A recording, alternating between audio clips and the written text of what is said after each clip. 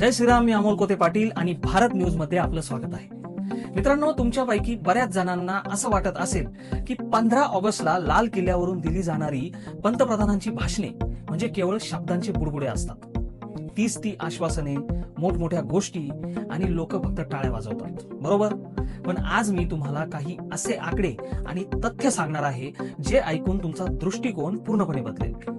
आज आपण बघणार आहोत की ही फक्त भाषणे नसून कशा प्रकारे देशाच्या विकासासाठी सेट केलेले लॉंग टर्म गोल्स आणि डेडलाईन्स आहेत. चला तर मग आकडेवारीच्या चष्म्यातून बदलता भारत पाहूया. सुरुवात करूया 2014च्या स्वातंत्र्य दिनाच्या भाषणापासून.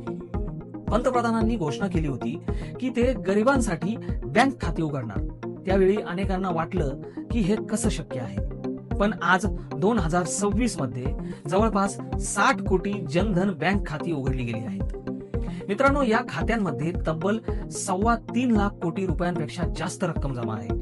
आणि यातील सर्वात अभिमानास्पद गोष्ट म्हणजे यापैकी निम्म्याहून अधिक म्हणजेच 39 कोटी खाती ही आपल्या देशातील महिलांची आहेत. आणि हे आहे खरं आर्थिक सक्षमीकरण. आता एका अशा समस्येकडे वळूया जी आपल्या देशासाठी लांछनास्पद होती. 2014 सालापर्यंत देशात केवळ 17% ग्रामीण घरांमध्ये नळाचं पाणी पोहोचलं होतं. विचार करा, स्वातंत्र्याच्या 67 वर्षानंतरही ही परिस्थिती होती. मग जल जीवन मिशन सुरू झालं आणि आज देशातील 12 ते 14 कोटीहून अधिक ग्रामीण घरांमध्ये म्हणजे जवळपास 82% ग्रामीण घरात नळाने स्वच्छ पाणी येत आहे. महिलांच्या डोक्यावरील पाण्याचा हंडा आता कायमचा उतरला आहे. 2018च्या लाल किल्ल्यावरील भाषणात पंतप्रधानांनी सांगितलं की गरिबांना मोठ्या आणि खासगी रुग्णालयांमध्ये मोफत उपचार मिळतील. आणि त्यानंतर आजपर्यंत देशात 45 कोटी लोकांना आयुष्यमान भारत कार्ड वाटण्यात आलं आहे. आजवर तब्बल 13 कोटींहून अधिक रुग्णांनी याचा लाभ घेत रुग्णालयात उपचार घेतले आहेत. त्यामुळे देशातील सामान्य माणसाचे, तुमच्या माझ्यासारख्या लोकांचे जवळपास 2 लाख कोटी रुपये वाचले आहेत. जो पैसा आधी आजारपणात आणि औषधांवर खर्च व्हायचा, तो पैसा आता गरीब बाप आपल्या मुलांच्या शिक्षणासाठी वापरत आहे. आता थोडं देशाच्या अंतर्गत सुरक्षेबद्दल बोलूया. डाव्या विचारसरणीचा दहशतवाद म्हणजे नक्षलवाद या देशासाठी किती मोठा राक्षस होता हे आपण जाणतो. देशातील 126 ते 90 जिल्हे नक्षलग्रस्त होते. आज हा आकडा किती आहे माहितीये? 0. होय मित्रांनो, 0. केवळ हिंसाचार कमी झाला नाही तर तिथे विकास पोहोचला आहे. छत्तीसगडच्या चुनचुना नावाच्या गावात स्वातंत्र्यानंतर पहिल्यांदाच पिण्याचं स्वच्छ पाणी पोहोचलं आहे.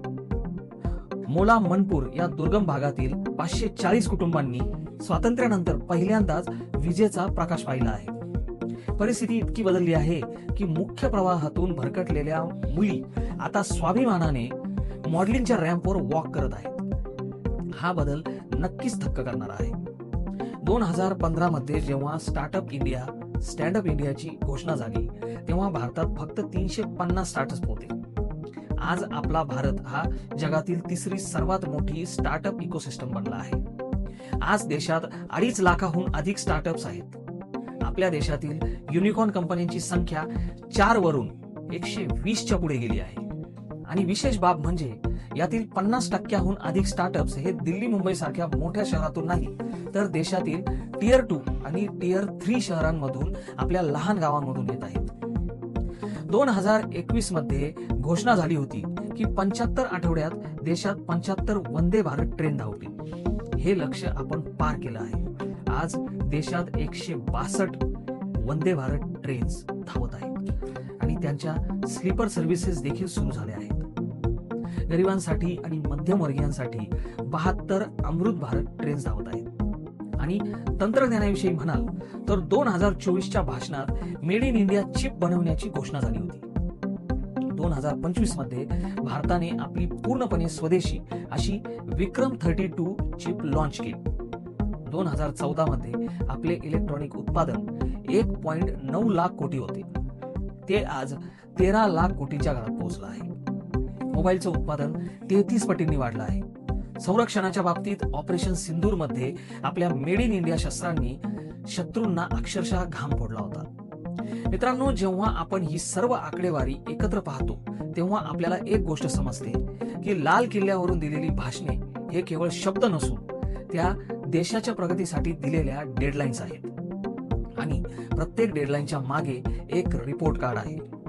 आपण बऱ्याचदा मोठ्या कॅनव्हासवर पाहताना छोट्या गोष्टी विसरतो, पण एखादा दुर्गम गावात पहिल्यांदा वीज पोहोचणे, एखाद्या गरीब आईचे बँक खाते उघडले जाणे, पैशाअभावी शाळा न सोडता मुलीने शिक्षण घेणे, एखाद्या वृद्धाला उपचारासाठी कोणापुढे हात न पसरता मोफत इलाज मिळणे, हे सर्व एका मोठ्या चित्राचे छोटे स्ट्रोक्स आहेत.